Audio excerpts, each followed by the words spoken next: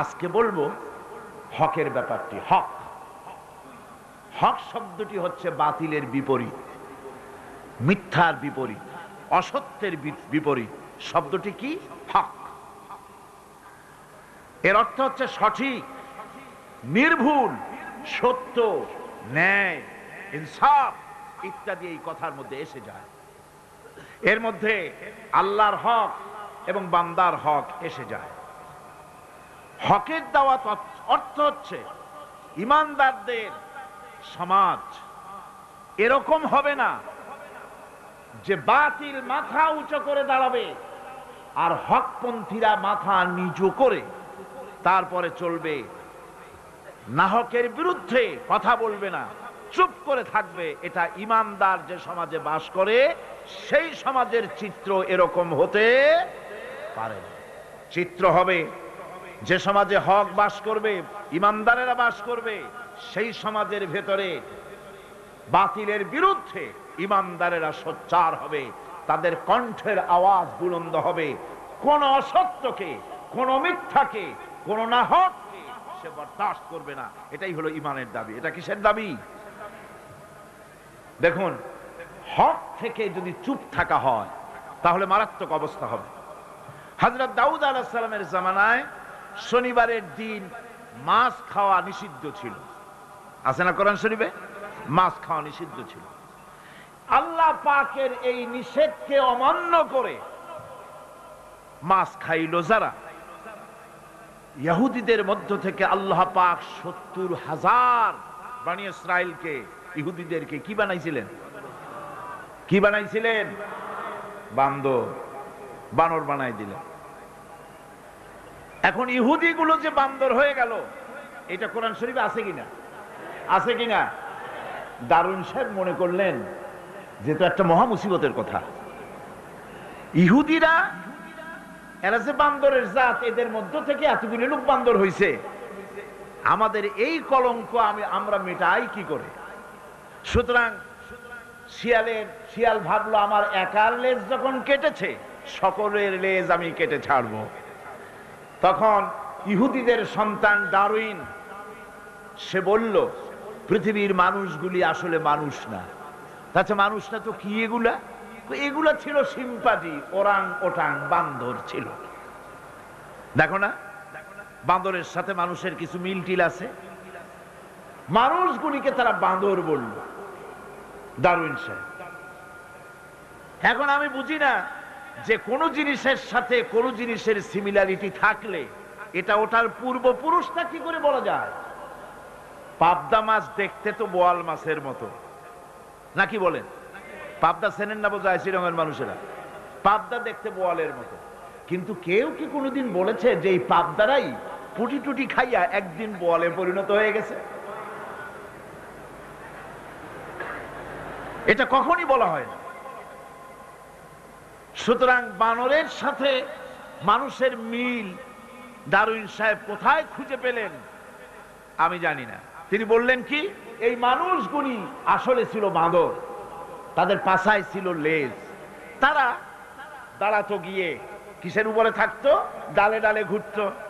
তারপরে পাছায় লেজের উপরে ঘা লাগলো, এরপরে একদিন লেজ তার খসে পড়ে গেল। সেদিন থেকে এই লেজবিহীন মানুষে পরিণত হলো। আসলে মানুষ ছিল সব বান্দর। নাউজুবিল্লাহি মিন যালিক। কয় বোতল খাইয়া এরকমের মত উনি প্রকাশ করেছিলেন আল্লাহ ভালো জানেন। কোরআন শরীফে এই ঘটনাটা আল্লাহ পাক উল্লেখ করেছেন। আল্লাহ রাব্বুল আলামিন বলেন, وَلَقَدْ عَلِمْتُمُ الَّذِينَ اعْتَدَوْا مِنْكُمْ فِي السَّبْتِ فَقُلْنَا لَهُمْ كُونُوا قِرَدَةً خَاسِئِينَ। ইহুদিদেরকে লক্ষ্য করে আল্লাহ পাক বলছেন, নিজেদের জাতির সেই সব লোকদের ঘটনা নিশ্চয়ই তোমাদের মনে আছে যারা নাকি শনিবার দিনের বিধানকে অমান্য করেছিল, মাছ খেয়েছিল। এই মৎস্য নিষিদ্ধ মৎস্য ভক্ষণ করার কারণে কতগুলো বান্দর হইল? ৭০,০০০। এই ৭০,০০০ লোকই কিন্তু মাছ খায় নাই। তিনটা ভাগ হয়ে গিয়েছিল। কয়টা ভাগ হয়েছে? তিনটি ভাগ হয়েছে বনী ইসরাইলের মধ্যে। এক ভাগে মৎস্য খেলো, খুব বুদ্ধি করে খেলো তারা, মানুষ তো বুদ্ধি দারুণ। তারা চিন্তা করলো শনিবারে মাছ যখন খাওয়া নিষেধ, তো শনিবারের দিন মাছ যখন আসবে কেনারায় একটা বেড়া দিয়ে রাখবে, এমন করে শনিবারে এসে ঢুকবে, বাইরে যেতে পারবে না, রবিবার দিন ওইটারে ধরিয়ে ধরিয়ে মজা করে খাবো। নিষিদ্ধ মৎস্য ভক্ষণ করলো, এই হলো এক শ্রেণী। 2 নম্বরে মাছ খায়ও নাই, নিষেধও করে নাই কাউকে। 3 নম্বরে মাছ খায় নাই, বরং আল্লাহর এই নিষিদ্ধ ব্যাপারটি জানাই দিয়েছে, খবরদার আল্লাহ নিষেধ করেছেন মৎস্য খেও না। তাহলে কয়টা ভাগ হলো? 3টি ভাগ। রব্বুল আলামিন ইহুদিদের মধ্য থেকে যারা নিষিদ্ধ মৎস্য, নিষিদ্ধ দিনে মৎস্য যারা ভক্ষণ করলো তাদেরকে, আর যারা মাছ খায় নাই, নিষেধ করে নাই, এই 2 শ্রেণীকে একত্রিত করে সবগুলারে গোষ্ঠী শুদ্ধা রাতারাতি বানর বানাইয়া দিলেন। তার অর্থ কি? এর দ্বারা বোঝা গেল হক কথা বলতে হবে। অন্যায় চুপ করে যদি সহ্য করেন, অন্যায় যে করে আর অন্যায় যে সহে, দুজনই কি? দুজনই সমান পাপী। আপনাকে নিষেধ করতে হবে, অন্যায়ের বিরুদ্ধে আপনাকে কথা বলতে হবে। লূত আলাইহিস সালামের জামানায় যখন জমিনটাকে উল্টে দেওয়ার জন্য অর্ডার হলো, তখন ফেরেশতা বলছিল, আয় আল্লাহ, এই জমিনে তো একটা লোক আছে যে 30 বছর পর্যন্ত তোমার ইবাদত করেছে, সেই লোকটারে তো সরাবার ব্যাপারে তুমি কিছু বললা না। আল্লাহ রাব্বুল আলামিন বললেন, জমিনটা উল্টায়া ওর মাথায় আগে রাখো, ওরে শুদ্ধা জমিনটারে উল্টায় দাও। কারণ গোটা জাতি যখন আমার সঙ্গে নাফরমানি করছে, আমার নবীর সঙ্গে নাফরমানি করতেছে, তখন এরা কথা বলে নাই। এই লোক নিজের ইবাদত নিয়ে ব্যস্ত ছিল, নিজেকে জাহান্নাম থেকে বাঁচাবার চেষ্টা করেছে। গোটা জাতি জাহান্নামে যায়, সেজন্য ভুরুক্ষেপ করে নাই। হক কথা বলতেই হবে। হক যে বলবে না, হক থেকে যে চুপ থাকবে, সে হচ্ছে শয়তানুন আখরাস, বোবা শয়তান। রাসূলুল্লাহ হাদিসে বলেছেন, হক থেকে যে চুপ থাকে সেটা কি শয়তান? বোবা শয়তান। এখন আপনাকে বিপদ মুসিবত থেকে বাঁচার জন্য হকের দাওয়াত দিতে হবে, তা না হলে আল্লাহ পাক ক্ষমা করবেন না। না হক যখন সমাজে চলতে থাকে, হকের আওয়াজকে, একজনকে হলেও হকের আওয়াজ বুলন্দ করতে হবে। কোরআনে কারিমে রব্বুল আলামিন বলেন, واتقوا فتنة لا تصيبن الذين ظلموا منكم خاصة। সতর্ক থাকো, বেঁচে থাকো ওই সব বিপদ থেকে, মুসিবত থেকে, যেই বিপদ শুধুমাত্র বিপদের কারণ যারা, ওদের জন্যই নাজিল হবে না, বরং যারা সহ্য করে তাদের উপরও বিপদ আসবে। যারা বিপদের কারণ, গুনাহের কারণ, শুধু ওরাই ধ্বংস হবে না, যারা সহ্য করবে তাদেরকেও আযাবের মধ্যে নিপতিত হতে হবে। একটা দৃষ্টান্ত দিলে বুঝবেন। আপনার বাড়ির সামনে ড্রেনের ভিতরে বিড়াল মরে পড়েছে, কুকুর মরে পড়েছে, আপনি নাকে রুমাল দিয়ে যান, বাড়িওয়ালা ভালাইতেছে না, আপনিও ভালাবার চেষ্টা করতেছেন না। এখন এইটা পচে গলে দুর্গন্ধ হয়ে পরিবেশ নষ্ট করে দেবে। তখন এই মরা কুকুরটার দুর্গন্ধে শুধু বাড়িওয়ালাই অসুস্থ হবে না আশেপাশের লোকেরা অসুস্থ হবে? বলেন আপনারা, সবাই অসুস্থ হয়ে পড়বে। সুতরাং বাড়িওয়ালা যদি না ফালায়, আপনার দায়িত্বে আপনাকে ফেলতে হবে। অন্যায় যেখানে উঠবে সেখানেই তাকে নির্মূল করতে হবে। এটা হলো উম্মতে মুহাম্মাদীর দায়িত্ব। আল্লাহ পাক এর জন্য বলেছেন, ওয়ালতাকুম মিনকুম উম্মাতুন ইয়াদউনা ইলাল খায়র ওয়ায়ামুরুনা বিল মারুফি ওয়ায়ানহাউনা আনিল মুনকার ওয়াউলাইকা হুমুল মুফলিহুন। তোমাদের মধ্যে এমন কিছু লোক থাকা দরকার যারা মানুষকে কল্যাণের দিকে ডাকবে এবং অকল্যাণ থেকে মানুষকে ফিরাবে, কল্যাণের দিকে ডাকবে, হকের দিকে ডাকবে, নেক কাজের দিকে ডাকবে, মানুষকে ভালো কাজের দিকে ডাকবে। এরকম কিছু লোক তোমাদের মধ্যে হয়ে যাওয়া উচিত, তৈরি হওয়া উচিত, যারা হকের দাওয়াত নিয়ে তারা সমাজে বেরোবে।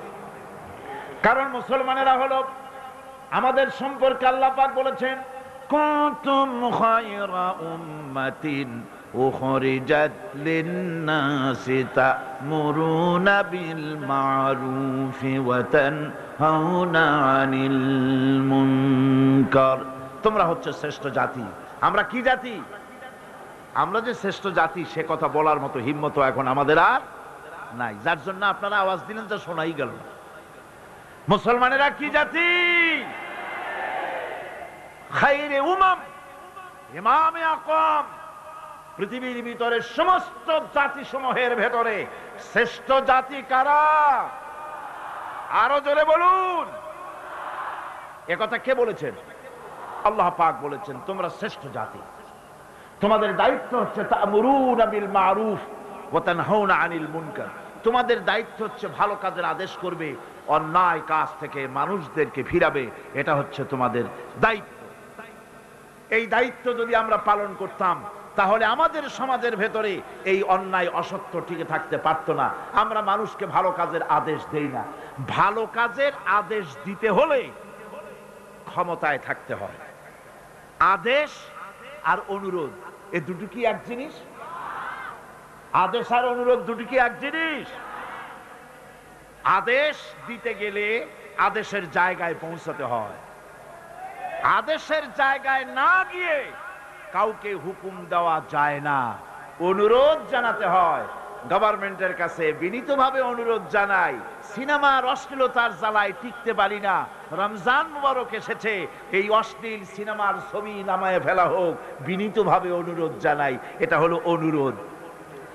আর আল্লাহ বলছেন ইসলামের ব্যাপারটা অনুরোধের ব্যাপার নয়, এটা হচ্ছে আদেশের ব্যাপার। ক্ষমতায় এমন লোক পাঠাতে হবে যে রমজান মাস এলে পরে অর্ডার দেবে, সিনেমার সমস্ত ছবি আর গান বন্ধ করে দাও। হোটেলের কোনো দরজা খোলা থাকতে পারবে না, কোন খাবারের দোকান মুসলমানদের খোলা থাকতে পারবে না। এটা হচ্ছে অর্ডারের কাজ। তা'মুরুনা বিল মা'রুফ, আমর, হুকুম, অর্ডার। অনুরোধ করে হয় না, এটা আদেশ দেওয়ার মাকামে যেতে হয়। সেই আদেশের মাকামে আমরা কি যেতে পেরেছি? পারিনি। আমাদের অবস্থা হচ্ছে মোল্লার দৌড় মসজিদ পর্যন্ত। এই কথাটা যে কে শুনাইছে আল্লাহই জানে। मोल्ला को जो मिला है मस्जिद में सजदे की इजाजत, मुल्ला को जो मिला है मस्जिद में सजदे की इजाजत, नालायक समझते हैं यही इस्लाम की आजाद। मौलवी साहेब मस्जिদের ইমামতি পাইছেন আর মনে করেছেন যে আমি ইসলামের স্বাধীনতা পেয়ে গিয়েছি। ডিজি সাহেব যদি দাওয়াত দেয়, মন্ত্রী সাহেব যদি দাওয়াত দেয়, আনন্দে অস্থির হয়ে যায়। আরে বাপ রে, ডিসি দাওয়াত দিছে, কি সোজা কথা, মরি কি বাসি, উঠি কি পড়ি। ওই জায়গা পার্লামেন্ট, সেক্রেটারিয়েট, বঙ্গভবন যেদিন কোরআনের দখলে আসবে সেই দিন অর্ডার দিয়ে অন্যায়কে বন্ধ করা সম্ভব হবে।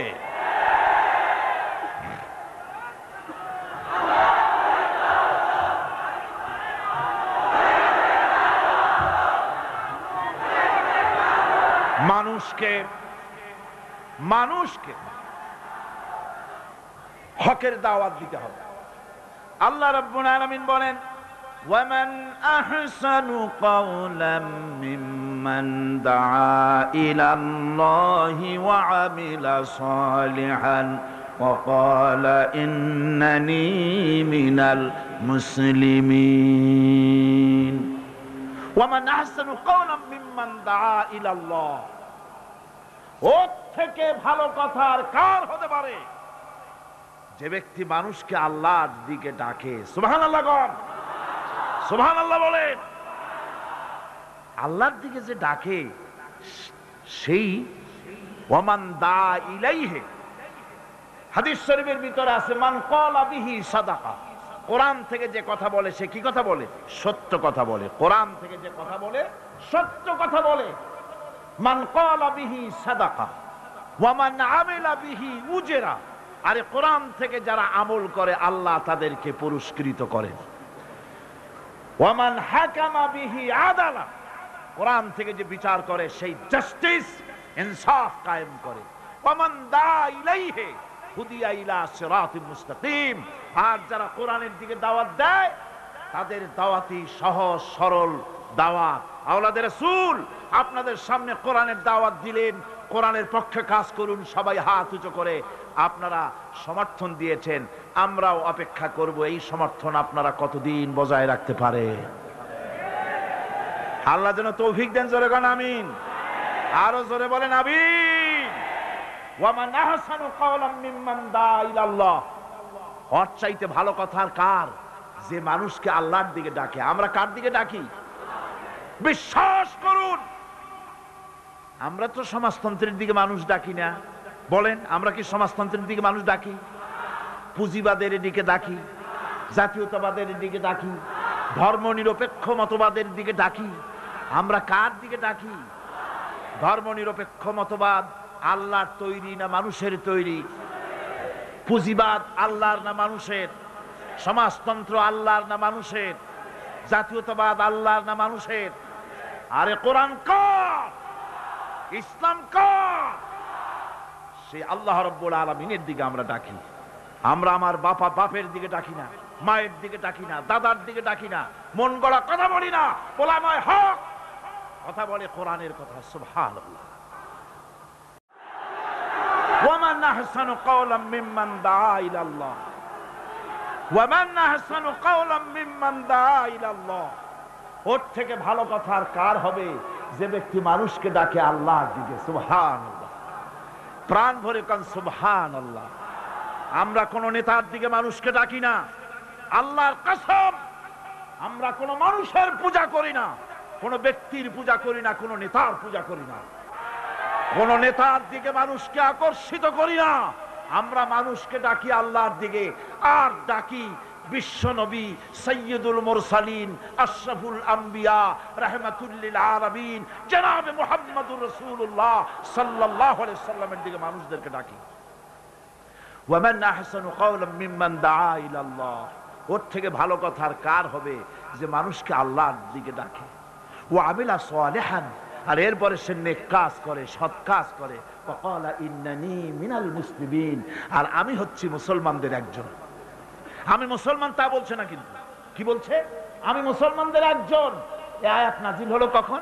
যখন মক্কায় মুসলমানদের উপরে অত্যাচারের স্টিম রোলার চালানো হচ্ছিল। মুসলমানদেরকে চিৎ করে শোয়াইয়া আগুনের উপরে চিৎ করে শোইয়েছে। আগুনের আংটা আগুনের উপরে চিৎ করে শুইয়ে দিয়ে বুকের উপরে পাথর চাপা দিয়ে রাখা হয়েছে। হযরতে খুবাইব রাদিয়াল্লাহু তাআলা আনহুকে খালি গায়ে দেখে একদিন হযরত ওমর বলেছিলেন, খুবাইব তোমার পিঠের এমন অবস্থা কেন? কোমরটা এরকম চিকুন, পিঠের ভিতরে এত বড় বড় গর্ত কেন? তিনি বললেন, ওমর ভাই তোমার কি মনে নাই ইসলাম কবুল করার অপরাধে কাফির বেঈমানেরা আমাকে মারধর করেছে, না খাওয়ায় রেখেছে। তারপরেও যখন ইসলাম আমাকে দিয়ে ছাড়াতে পারলো না, তখন আগুন জ্বালালো, আংটা আগুন বিছায় দিয়া আমাকে চিৎ করে শুইয়া দিয়া আমার বুকের উপরে পাথর চাপা দিয়া রাখলো। আগুন পুড়ে পুড়ে গোশতের মধ্যে ঢুকলো, গায়ের রক্ত আর চর্বি গলে গলে আগুনগুলো নিভে গেল। সেই যে পিঠের ভিতরে গর্ত হয়েছে, আজও পর্যন্ত পিঠের গর্ত মুছে যায় নাই।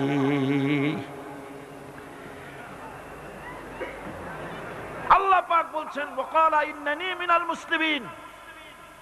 ওই সাহাবীরা যখন নিজেকে মুসলমান বলে পরিচয় দেওয়ার অর্থই হলো সিংহ, ব্যাঘ্র, হিংস্র প্রাণীর সামনে নিজেকে সুপর্দ করে দেওয়া, সেই পজিশনে, ওই প্রেক্ষাপটে মুসলমানরা বলতেছে ইন্নানি মিনাল মুসলিমিন, যে মুসলমান গুলারে তোমরা পিটাও, আমি ওদের একজন মুসলমান। কত বড় সাহসের কথা! যাদেরকে মারতেছো, পিটাইতেছো, আগুনের উপরে রাখতেছো, আমি তাদেরই একজন মুসলমান। সুবহানাল্লাহ। এইরকম মার খেয়ে অস্থির হয়ে তারপরে হযরত খাব্বাব বিন আল-আরিত রাদিয়াল্লাহু তাআলা আনহু রাসূল করিম সাল্লাল্লাহু আলাইহি ওয়াসাল্লামের খেদমতে হাজির হয়ে বলেছিলেন, শাকাউনা ইলা রাসূলিল্লাহ সাল্লাল্লাহু আলাইহি ওয়াসাল্লাম ওয়া হুয়া মুতাওয়াসসাদুন বুরদাতুন লাহু ফি জিল্লিল কাবা। তিনি কাবা শরীফের ছায়ায় আরাম ফরমাচ্ছিলেন। হযরতে খাব্বাব বিন আল-আরিদ সেখানে গিয়ে বললেন, আলা তাস্তানসিরু লানা, আলা তাদউ লানা ইয়া রাসূলুল্লাহ, হে রাসূল আপনি কি আমাদের জন্য দোয়া করবেন না, আমরা তো শেষ হয়ে গেলাম। হুজুর বললেন, হুজুর উঠে বসলেন আর বললেন, দেখো তোমরা এখনই ব্যস্ত হয়ে গেল, এখনই ব্যস্ত হলে তোমাদের আগে যারা দিন প্রতিষ্ঠিত করতে এখানে এসেছিল তাদেরকে কাফেরেরা তাদেরকে ধরতো, তাদের জন্য গর্ত খনন করত, তারপরে তার মধ্যে কোমর পর্যন্ত দাবাই দিত। সুম্মা ইউতা বিল মানশাব ফায়ুদাউ আলা রাসিহি ফায়ুজআলু নিসফাইন, এরপরে করাত মাথার উপরে রেখে জীবিত মানুষটাকে করাত দিয়ে চিরে দুই টুকরা করে ফেলে দিত।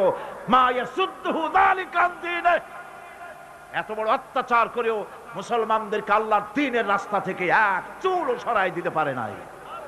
ওয়াল্লাহি লা ইউতাম্মান্নাল্লাহু হাযাল আমর, আল্লাহর নামে কসম করে বলছি, এমন এক সময় আসবে যখন মানুষেরা যাতায়াত করবে, সুন্দরী রমণীরা যাবে, সওদাগরেরা যাবে, টাকা নিয়ে পয়সা নিয়ে চলাফেরা করবে, লা ইয়াখাফু ইল্লাল্লাহ, আল্লাহ ছাড়া মনের মধ্যে কারো ভয় থাকবে না। সুবহান সুবহান, আল্লাহ ছাড়া কারো ভয় অন্তঃকরণে থাকবে না।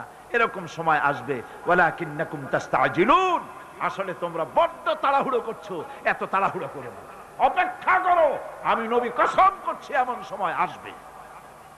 রাসূলুল্লাহ ওয়াদা করেছিলেন, সেরকম সমাজ আসছিল না আসে নাই? আসছিল কিনা জোরে গণ? আসছিল। আল্লাহ পাক বলছেন হকের দাওয়াত দিতে হবে, আর এই দাওয়াত দিতে গিয়ে কিছু পরোয়া করা যাবে না। এই দাওয়াত দিতে গেলে বিপদ আসবে, মুসিবত আসবে, কষ্ট হবে, রক্ত দিতে হবে, জীবন দিতে হবে, তার উপরে ইসলামের রাষ্ট্রের প্রাসাদ নির্মাণ হবে। এই শহরের বড় বড় বিল্ডিং আছে না, আছে কিনা? এই বিল্ডিংগুলির কাছ থেকে আপনি হেদায়েত নিতে পারেন। বিল্ডিং এর কাছ থেকে হেদায়েত নেবেন কি? বিল্ডিং এর কাছ থেকে হেদায়েত নেবেন, বিল্ডিং তৈরি করতে গিয়ে কিছু ইট ভেঙ্গে চুড়ে টুকরা টুকরা হয়ে মাটির তলে যেতে হয়েছে নাকি হয় নাই? মাটির তলে যে ইটগুলি গেল, সেই ইটেরা যদি বলতো আমরা মাটির তলে যাব না, আমরা উপরে থাকবো, যাতে করে বার্জারের রং আমার গায়েও লাগে, এটা যদি বলতো, তাহলে বিল্ডিং কি তৈরি হইতে পারতো? বিশাল একটা বিল্ডিং, 100 তলা বিল্ডিং তৈরি করতে গিয়ে শত সহস্র ইটকে টুকরা টুকরা হয়ে মাটির তলায় মাদফুন হতে হয়েছে, তার উপরে বিল্ডিং এর ফাউন্ডেশন হয়ে গেল, তার উপরে বিরাট বিল্ডিং দাঁড়ায় গেল। ইসলামের বিল্ডিং যদি বানাতে চাই, ইসলামের রাষ্ট্রের ইমারত যদি করতে চাই, আপনার মতো আমার মতো হাজারো লাখো মানুষকে শহীদ হয়ে মাটির তলায় চলে যেতে হবে। এরকম শাহাদাতের উপরে ভিত্তি করে ইসলামের ইমারত গড়বে, নইলে হবে না। শাহাদাতের তামান্না দিলের মধ্যে থাকতে হবে। আছে আপনাদের শাহাদাতের তামান্না? আছে।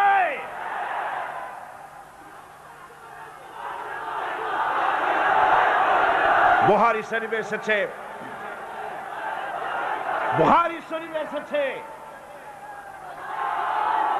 মক্কা শরীফে আব্দুল উজ্জা 20 বছরের যুবক, 20 বছরের যুবক ইসলাম কবুল করার জন্য পাগল, কিন্তু চাচা ইসলাম কবুল করে না বলে করতে পারছে না। চাচার অধীনে আছে, এতিম মানুষ, বাড়ি নাই, ঘর নাই। চাচ্ছিল চাচা যদি ইসলাম কবুল করে আমিও করব। যখন নাকি রাসূলুল্লাহ হিজরত করলেন, আব্দুল উজ্জা বলতেছে, ও চাচা, মুহাম্মদুর রাসূলুল্লাহ সাল্লাল্লাহু আলাইহি ওয়াসাল্লাম আখিরি জামানার পয়গম্বর, এটা আপনি মানেন কিনা? চাচা বলছে, আমার তো তাই মনে হয়। তাহলে ইসলাম কবুল করবেন নাকি? তিনি বললেন, না, ইসলাম আমি কবুল করব না।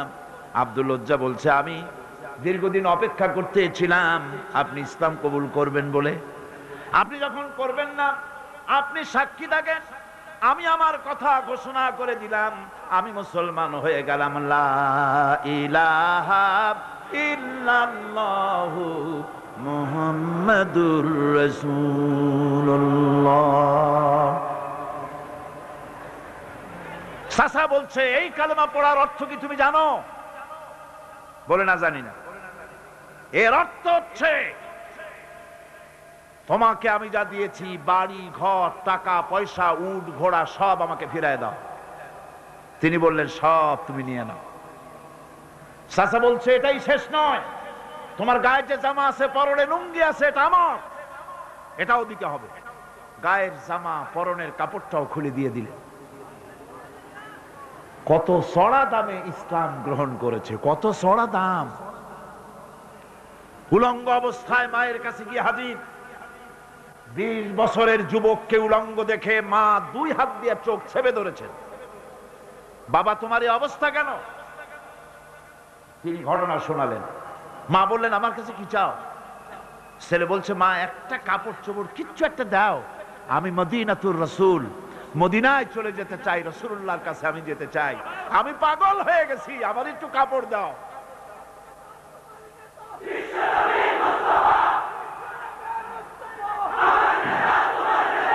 একটুখানি একটা ছেঁড়া কম্বল দেওয়া হলো। এই কম্বলটা দিয়ে তিনি পরলেন ঠিকই, কিন্তু হাঁটু ঢাকলো না। এই অবস্থায় বহু কষ্ট করে মদিনা মুনাওয়ারায় পৌঁছে গেলেন। রাসূলুল্লাহর সঙ্গে দেখা হলো। হুজুর দেখলেন উদ্ভ্রান্ত যুবক, মাথার চুলগুলো এলোমেলো, চেহারায় ক্ষুধার্তের ছাপ। জিজ্ঞেস করলেন, তুমি কে? তিনি বললেন, আমি আব্দুল উজ্জা, আমি মুসলমান হয়েছি। তোমার এই অবস্থা কেন? তিনি ঘটনা শুনালেন যে আমার লুঙ্গিটাও আনতে পারি নাই মায়ের কাছ থেকে, মাও আমার গরিব, তার কাছ থেকে কোন ক্রমে এই সব ছেঁড়া কাপড়টা নিয়ে এসেছে। হুজুর বললেন, তোমার নাম আব্দুল উজ্জা নয়, তোমার নাম আব্দুল্লাহ, আব্দুল্লাহ জুলবাজাদাইন। তিনি কাপড়ের ব্যবস্থা করলেন, আসহাবে সুফফার কাছে তার দায়িত্ব দিয়ে দিলেন, আর বললেন, একে কোরআন শরীফ শিখাও। আসহাবে সুফফার ভিতরে থেকে তিনি কোরআন শিখতে লাগলেন। কোরআন শরীফ চিল্লায় চিল্লায় তিনি পড়তেন। সাহাবায়ে কিরাম অভিযোগ করলেন, হে আল্লাহর রাসূল, আব্দুল্লাহর চিৎকারে আমাদের ঘুম নষ্ট হয়ে যায়, নামাজেও ডিস্টার্ব হয়, সে যখন এত চিৎকার দিয়ে তেলাওয়াত করে। নবীজি বললেন, সাহাবীরা, আব্দুল উজ্জার কোনো ব্যাপারে বিরক্ত হয়েও না, তাকে বেশি করে চিল্লাইতে দাও, জোর করে তেলাওয়াত করতে দাও, কারণ তার ঈমান আনার পেছনে বড় দাম দিতে হয়েছে, বড় কষ্ট করে ঈমান এনেছে, পরনের লুঙ্গিটা পর্যন্ত আনতে পারে নাই, তাকে প্রাণ ভরে তেলাওয়াত করতে দাও। ইত্তাবসরে তাবুকের যুদ্ধের দামামা বেজে উঠলো। আল্লাহর নবী চান্দা চাইলেন, যার কাছে যা আছে হাজির করো। মেয়ে লোকেরা গলার হাত দিল, নাকের ফুল দিল, কানের দুল দিল, টাকা পয়সা দিল, সোনাদানা দিল। স্তূপ হয়ে গিয়েছে হুজুরের সামনে। আল্লাহর নবী প্রশ্ন করলেন, সকলে তো দিলে, কিন্তু আমার আবু বকর কোথায়? হযরত আবু বকর রাদিয়াল্লাহু তাআলা আনহু একটা পিলারের আড়াল থেকে বেরোলেন, হাতে ছোট্ট একটা থলি হুজুরের হাতে উঠাই দিলেন। থলির মুখটা খুলে যখন ঢালা হলো, দেখা গেল তা থেকে কিছু কয়েকটা দিরহাম আর কিছু গম তা দিয়া পড়লো। হুজুর হযরত আবু বকরের দিকে তাকালেন, তাকিয়ে দেখেন হযরত আবু বকরের চোখের পানি দাড়ি ভিজে ভিজে পড়তেছে। নবীজি বললেন, ও আমার সাহাবীরা, আজকে তোমরা সবাই মিলে যা দান করেছো, এ সকল দানের তুলনায় আবু বকরের দান আল্লাহর দরবারে বেশি মর্যাদা হয়ে গেছে। সকলের মধ্যে প্রশ্ন জাগলো। এই প্রশ্ন নিরসন করার জন্য নবীজি প্রশ্ন করলেন, তুমি কত দিছো, কত রাখছো? প্রত্যেক সাহাবী বললেন, আমি এত দিয়েছি, বাড়ি এত আছে, অর্ধেক দিছি, অর্ধেক আছে, 12 আনা দিছি, 4 আনা। হযরত আবু বকর রাদিয়াল্লাহু তাআলা আনহুকে প্রশ্ন করা হলো, তুমি কি দিয়েছো, বাড়ি কত রেখে এসেছো? হযরত সিদ্দিক আকবর রাদিয়াল্লাহু তাআলা আনহু বলছেন, ইয়া রাসূলুল্লাহ, আল্লাহ পাকের কসম করে বলছি, আমি আবু বকরের ঘরে জাগতিক সম্পদ বলতে যা বুঝায় আল্লাহর নবীর কদম মোবারকে উৎসর্গ করে দিয়েছি। আমার ঘরে আল্লাহ তার রাসূল ছাড়া কোনো জিনিস আর বাকি নাই।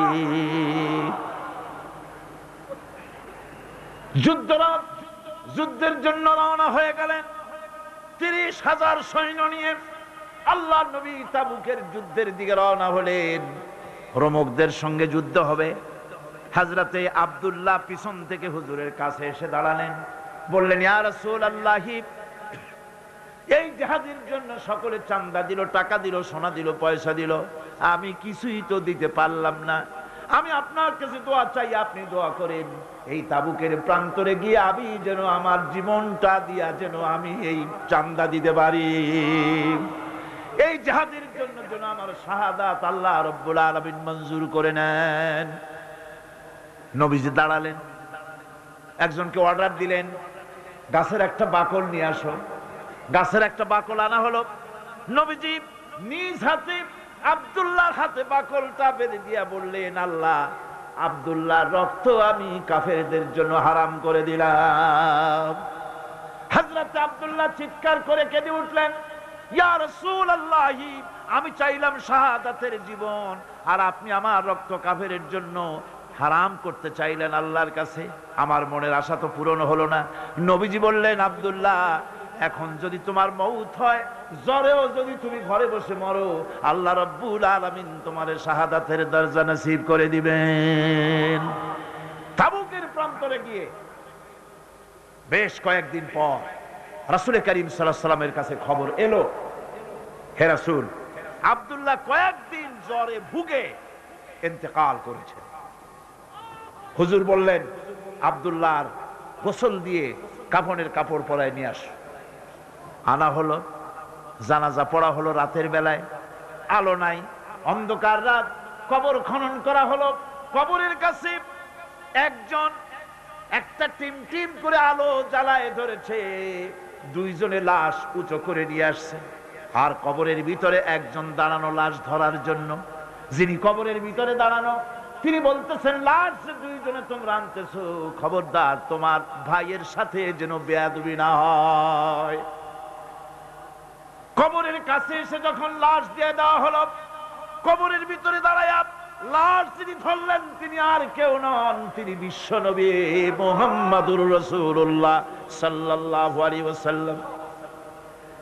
আল্লাহ যে বহন করে এসেছেন, তার একজন হযরত আবু বকর, একজন হযরত ওমর রাদিয়াল্লাহু তাআলা আনহুমা লাশ বহন করে এসেছেন।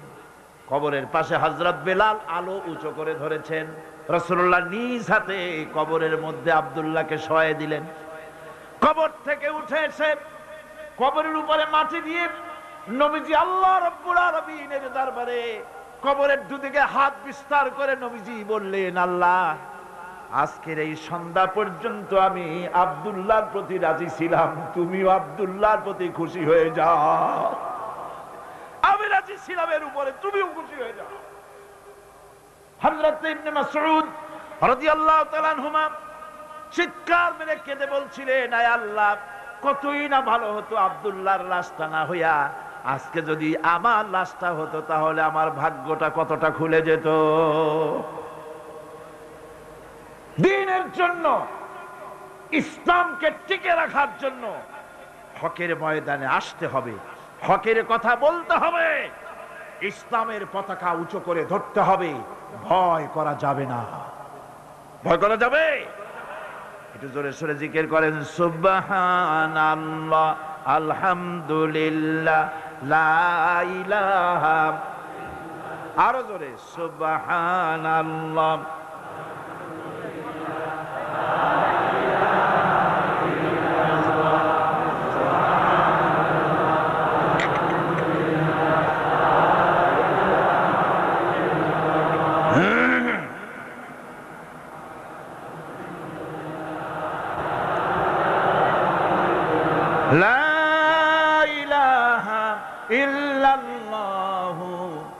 মুহাম্মাদুর রাসূলুল্লাহ। বন্ধুগণ, কোরআন শরীফের এই তাফসীরের মাহফিলে আমরা সব সময় হক কথা বলি, ঠিক কিনা? 20 বছরের ইতিহাস তার সাক্ষী।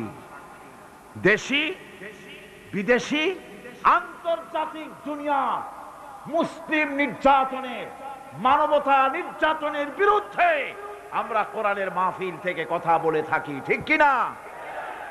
আমি আগেই বলেছি, আক্ষরিক অর্থে এ মাহফিল কোন রাজনৈতিক দলের মাহফিল নয়। এটা কোরআনের মাহফিল। জোরে বলেন কিসের মাহফিল? আর কোরআনের মাহফিল থেকে যদি হক কথা বলা না হয় তাহলে হক কথা বলা হবে কোথায়? ঠিক কিনা? মুনাজাতের পর আজান হবে বা জামাতে সার নামাজ আদায় করে যাবেন। আল্লাহুম্মা আমিন। রব্বানা যালামনা আনফুসানা ওয়া ইন লাম তাগফির লানা ওয়া তারহামনা লানাকুনান্না মিনাল খাসিরিন। রব্বানা লা তুযিগ কুলুবানা বা'দা ইয হাদাইতানা ওয়া হাব লানা মিন লাদুনকা রাহমাতান ইন্নাকা আনতাল ওয়াহ্হাব। আয় আল্লাহ তাআলা, বিশাল এই জনসমুদ্র নিয়ে তোমার অগণিত বান্দা বান্দাদিদের নিয়ে তোমার দরবারে হাত তুলেছি। আয় আল্লাহ, দয়া করে আমাদের জিন্দেগীর সমস্ত গুনাহ খাতাকে মাফ করে দাও। রব্বুল আলামিন, আমাদের মধ্য থেকে যাদের মা বাপ দুনিয়া থেকে জন্মের মতো বিদায় হয়ে গেল, আয় আল্লাহ, আমাদের মা বাপের কবরগুলিকে জান্নাতের টুকরা বানায়া দিও। রব্বির হামহুমা কামা রব্বায়ানি সগীরা। সবাই পড়েন, রব্বির হামহুমা কামা রব্বায়ানি সগীরা। আয় আল্লাহ রব্বুল আলামিন, এই মাহফিলে দোয়া কবুল হয় এরকমের ধারণা অনেকের জন্মে গেছে। যেহেতু এটা কোরআনের মাহফিল, এই ধারণার বশবর্তী হয়ে অনেকেই দোয়া চেয়ে পাঠায় দেশ থেকে বিদেশ থেকে। আয় আল্লাহ তাআলা, তুমি দোয়া কবুল করেছো এমন বহু প্রমাণ আমরা ইতিমধ্যেই পেয়ে গেছি। আর আমরা জানি তুমি বলেছো, উদুনি আস্তাজিব লাকুম, আমারে ডাকো আমি ডাকের সাড়া দিয়ে দেব। রব্বুল আলামিন, বিনীত ভাবি তোমার আলিশান দরবারে, শাহী দরবারে গোলামের মতো ফরিয়াদ জানাই। যত মানুষ তোমার বান্দা বান্দিরা যত নেক নিয়ত করে দোয়া চায়, সকলের দোয়া কবুল করে নিও। সমস্ত মানুষের অভাব অভিযোগ দূর করে দিও রব্বুল আলামিন। এই মাহফিল অতীতেও তুমি ঋণযুক্ত রাখো নাই, এবারও যেন ঋণগ্রস্ত হয়ে না থাকে। এই শহরে কত বড় বড় ধনী আছে বাবু, তাদের দিলগুলিকে নরম করে দিও। তোমার বান্দা বান্দির দিল নরম করে এই বাজেট যা রয়েছে আল্লাহ তুমি তা পুরা করে তার থেকে আরো বেশি দিয়ে দিও রব্বুল আলামিন। আয় আল্লাহ তাআলা, কোরআনের মাহফিলে বসলাম, যেই হাদিস দিয়ে মাহফিলটা শুরু করেছিলাম, তোমার হাবিব বলেছেন কোরআনের মাহফিলে, জিকিরের মাহফিলে, তোমার আলোচনার মাহফিলে, তোমার হাবিবের আলোচনার মাহফিলে কোন মানুষ এসে হতভাগ্য হয় না বলে তোমার হাবিব বলেছেন। তোমার উদ্ধৃতি দিয়ে তিনি বলেছেন, মাবুদ এই মাহফিলে আমাদের ভাগ্য তুমি বদলাইয়া দাও, আমাদের সাইয়াদ গুলি দয়া করে তুমি হাসানাত দিয়ে বদলাইয়া দাও রব্বুল আলামিন। সমস্ত আলেম ওলামাদের হায়াত দারাজ করে দাও। ইসলামী চিন্তাবিদ, ইসলামী বুদ্ধিজীবী, ইসলাম যারা চায়, ইসলাম যারা ভালোবাসে, তাদের সকলকে আল্লাহ তুমি এক বানায় দাও। আয় আল্লাহ তাআলা, এই মাহফিলে যত লোক উপস্থিত হয়েছে কাউকে তুমি মাহরুম করে দিও না। সকলের ঝুলি তোমার রহমত দিয়ে আল্লাহ তুমি ভরে দাও। আল্লাহুম্মা জিদনা ওয়ালা তানকুসনা وأكرمنا ولا تهنا وأعطنا ولا تحرمنا وآثرنا ولا تؤثر علينا واردنا وأرض عنا يا كريم يا رب العالمين. ربنا تقبل منا إنك أنت السميع العليم وتب علينا إنك أنت التواب الرحيم. سبحان ربك رب العزة عما يصفون وسلام على المرسلين الحمد لله رب العالمين. بحق لا إله إلا الله محمد رسول الله. السلام عليكم ورحمة الله.